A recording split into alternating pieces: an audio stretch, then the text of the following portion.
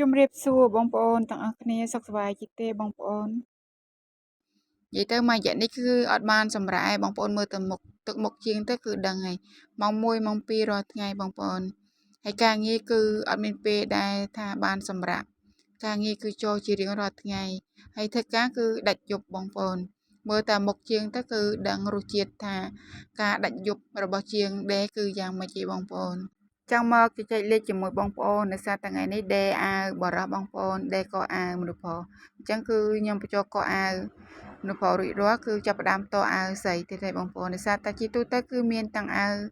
គូស្នេហ៍បងប្អូនជាប្រភេទអាវគូស្នេហ៍អញ្ចឹងគឺយើងត្រូវធ្វើជូនពួកគាត់ណាហើយការដេគឺវាមានសារៈសំខាន់ដូចគ្នាដែរបងប្អូនសម្រាប់បងជាងដេហើយតិចនិចក្នុងការដេតិចនិចគឺសំខាន់សម្រាប់យើងជាជាងបងប្អូននិយាយទៅបងប្អូនការងារមួយនេះគឺធ្វើទាំងក្តីស្រឡាញ់អញ្ចឹងគឺយើងអត់បារម្ភថាយើងនឿយហត់ជាមួយនឹងការងារមួយប្រភេទនេះទេបងប្អូនមានតែព្យាយាមយើងស្វែងយល់ពីការងារមួយនេះបានច្រើននឹងឲ្យច្បាស់ចំពោះអ្វីដែលយើងស្រឡាញ់វាបងប្អូនហើយថ្ងៃនេះដែរគឺអត់មានអីច្រើនទេបងប្អូនដោយសារតែរវល់ច្រើនណែបងប្អូនអញ្ចឹងដាក់កាមេរ៉ាមុខឲ្យបងប្អូនមើលមុខជាងដេម្ដងបងប្អូនដោយសារថារវល់ទៅទឹកមុខបែបម៉េចចឹងណាបងប្អូននិយាយទៅហត់បងប្អូនមួយរយៈនេះគឺអត់បានសម្រាកតែក៏អរគុណបងដែរដែលតែងតែឆ្លៃនឹងចូលចិត្តធ្វើការកំងអីវ៉ាន់ពីខាងបងច្រើនបងប្អូនទាំងមកដល់ទីតាំងផ្ទាល់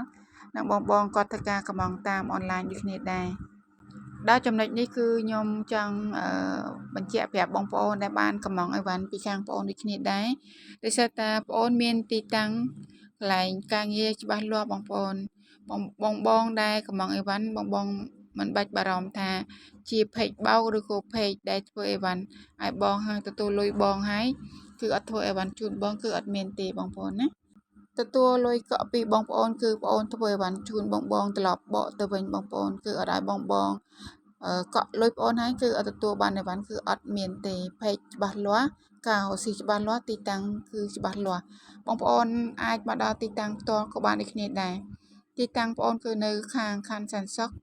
ចិត្តស្លាអាយុបងប្អូនផ្លូវ1011ណាគឺបងប្អូនអាចមកដល់ទីតាំងបងអូនផ្ទាល់បានដូចគ្នាហើយការដេគឺដេជូនបងមកស្អាតថ្នាំងធ្នេទាំងការដេគឺជូនបងមកស្អាតតម្លៃបងប្អូនអាចពិភាក្សាជាមួយបងអូននៅក្នុងឆាតបានបងដែលគាត់ចង់ដឹងតម្លៃពាក់ព័ន្ធនឹងការច្នៃម៉ូដដែលខ្ញុំផុសចូលក្នុង page បងប្អូនអាចឆាតចូល page សួរបានណាដោយសារតែជាទូទៅបងអូនអត់សូវបានចូលមើលក្នុង comment ទេបងប្អូនដោយសារតែរវល់ការងារនៅកន្លែងច្រើនណាមួយខ្ញុំត្រូវគ្រប់គ្រងកូនជាងការកាត់ឲ្យកូនជាងដោយសារខ្ញុំជាមេជាងផ្ទាល់នៅកន្លែងខ្ញុំផ្ទាល់ដូចគ្នាដែរបងប្អូនអ្វីដែលបងអូនធ្វើគឺធ្វើចេញពីការស្រឡាញ់និងយកចិត្តទុកដាក់បើសិនជាមានកំហុសខុសឆ្គងនៅចំណុចណាមួយសូមបងប្អូនកែលម្អកុំជន់បន្លិចសារតែជាទូទៅការរកស៊ីគឺយើងតែងតែមានកំហុសខុសឆ្គងមិនអាចជៀសផុតបានទេបងប្អូនការស្រឡាញ់និងការពេញចិត្តក៏ខុសគ្នាដែរបងប្អូនអញ្ចឹងបងប្អូនមានតែលើកដៃសុំបងប្អូនទាំងអស់គ្នាដូចគ្នាដែរបើសិនជាបងដែលស្រឡាញ់និងចូលចិត្តបងឲ្យបេះដូងបងអូនម្នាក់មួយផងអរគុណបងប្អូនដែលស្រឡាញ់ហើយនឹងកំងអីវ៉ាន់ពីខាងបងអូនអត់មានអីច្រើនទេគ្រាន់តែចង់មកជជែកលេងជាមួយបងប្អូនដោយសារតែជាងមកថ្ងៃនេះគឺពេជ្រញ៉ាំបងប្អូនភ្នែកដោយសារតែអត់ល្ងុយរាល់ថ្ងៃ